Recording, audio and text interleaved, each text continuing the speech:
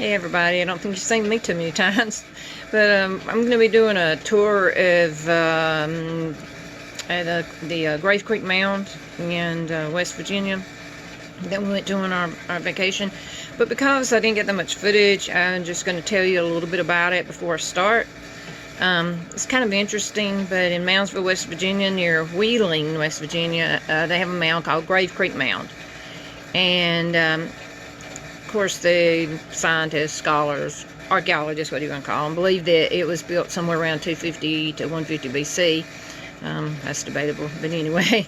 But in 1838, it was 69 feet high, and it was 290 feet around its base, which now it's only like 62 feet high and about 243 feet around the bottom of it. There's a museum there we went to.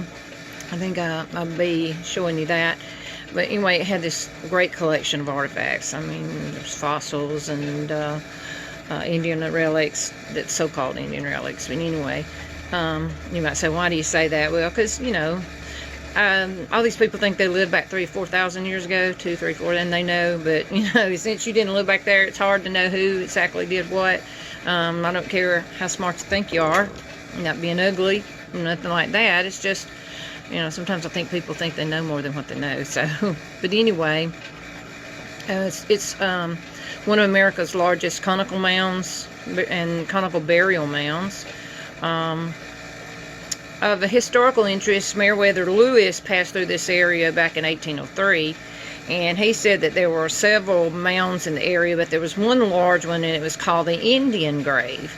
And it had not been excavated at that time, so I wonder, why would he call it the Indian Grave unless people somehow knew that there was graves there and people had been buried there, or somebody had been buried there, which makes you think maybe somebody had actually looked at it before then. But anyway, he saw trenches, and he said that they weren't in very good shape, and he couldn't really draw like a scale of them, or you know what they look like, because they weren't in good enough shape to tell that even back then. But it sounds like the typical mound to me, because a lot of them have the walls, or entrenchments as they're called sometimes, around the mounds themselves, and then they have little gateways called hinges, and so it sounds like the typical, you know, mound for that time. But rumors say that amateur excavations done in the area around there in 1838, that there were some giant skeletons found in this mound, and that they were around 8 foot tall. I think there may have been 2, is what, you know, I don't really remember for sure, but anyway.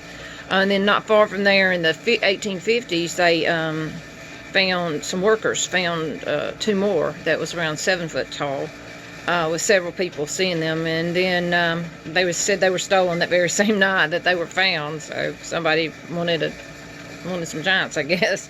I don't know why, but I smell a rat in that anyway. And in 1857, not far from there, they found, I don't remember how many it was, but anyway, I think it's 1. But the local sheriff measured it at 10 foot 9 inches. And a lot of you might say, oh, I don't believe that. Well, you know, I don't know. We can't say, we weren't there, you know. We're always trying to say this or that when we're not there, but you know, this is just what the local folklore is. So anyway, I'm just telling you because I think it's kind of interesting myself. But anyway, they said that it was kept in the sheriff's office for a while. I don't know how long, but for a while. And then in 1875, 3 were found near a place called Pawpaw Creek. And in Marion County in 1882, 2 amateur archaeologists, who were a man and his wife, found one and said that it was positioned sitting up in a chair with many artifacts around it. So, and the site Legends of America, I'm not promoting their site, I'm just letting you know that on their website they even have a picture of a giant from that era, or skeleton from that era. Now whether it's been remade or if it's actually one, I didn't really check that out. So, but anyway, it's still interesting. And but let us go on from there, and because to something else that's just as interesting as a mound almost to me, is across the road from there is the old penitentiary. I think it closed in 1992, but it's claimed to be one of the most paranormal places in America, and they do paranormal tours there. And I was asked if I wanted to go there, and I told them, heck no, I deal with the devil enough on my territory. I sure ain't going into his. But anyway, let's proceed on our short tour of the Grave Creek Mound now. This is old Penitentiary in Moundsville, West Virginia. That is amazing. Looks like an old castle or something. I think they do tours, but I think you have to call to do them. Oh my gosh, it's huge. It's right beside the mound, Grave Creek Mound. Look at that. Man, that is a big thing there. And then turn around like this, and there's the mound. Alright, let's go check it out.